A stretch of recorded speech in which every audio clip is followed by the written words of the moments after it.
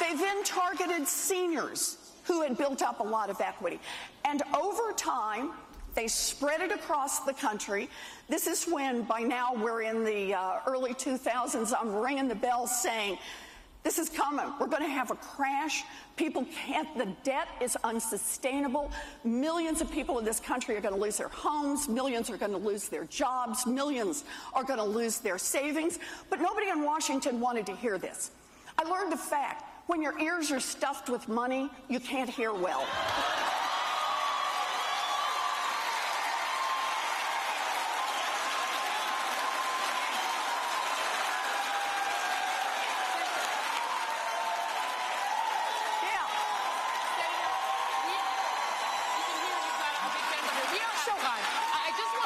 Can I just do the last part of this?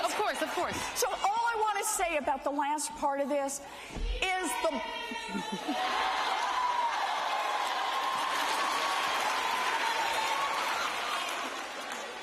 one-two punch from the housing crash means that today in America, black and white homeownership rates are larger than they were back when housing discrimination was legal. So I got a plan. I do.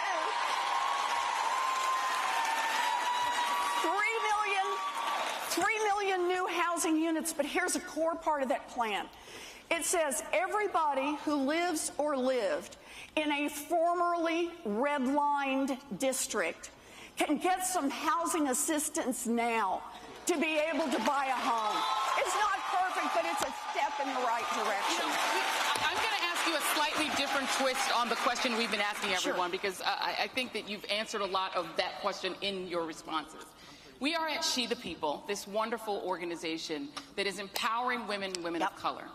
But when I talk with women of color in my own life, they'll say, wow, that Elizabeth Warren has great plans. She's got specific plans. She's got great ideas.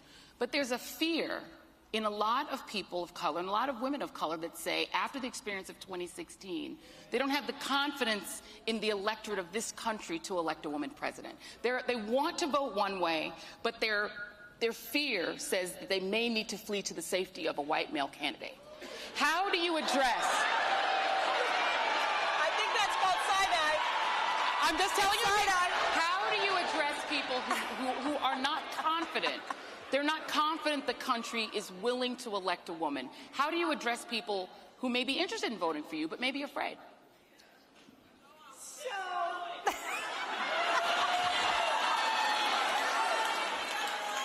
me just say this about confidence. You bet.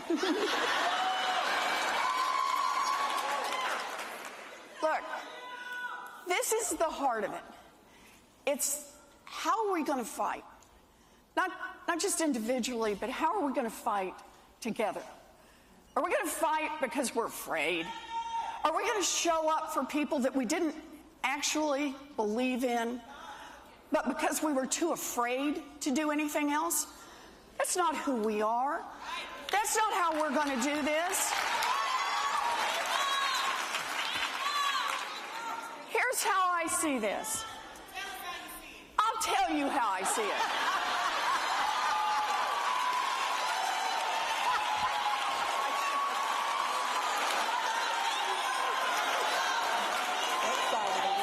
We got a room full of people here who weren't given anything.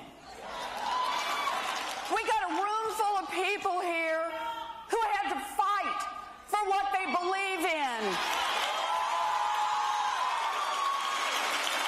We have a room full of people here who had to reach down deep, and no matter how hard it was, no matter how scary it looked, they found what they needed to find, and they brought it up, and they took care of the people they loved.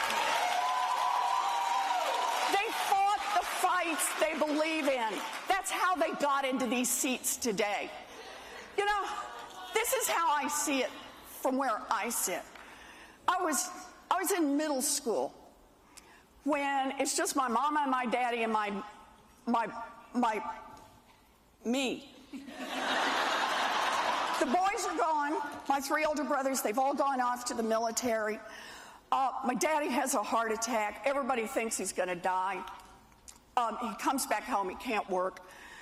My mother has never worked outside the home. We lose our family station wagon. My mother is terrified. I hear her at night. I hear her cry. I learn words like mortgage and foreclosure from my parents late at night while I'm supposed to be asleep. And I do remember the day I walk into their bedroom. I'm just a kid, and I see the dress laid out on the bed. You all know the dress. The one that only comes out for weddings, funerals, and graduations. And my mother's standing there in her slip and her stocking feet, and she's crying, and she's pacing, and she's saying, "We will not lose this house. We will not lose this house. We will not lose this house." She was 50 years old, and she had never worked outside the home, and she was terrified.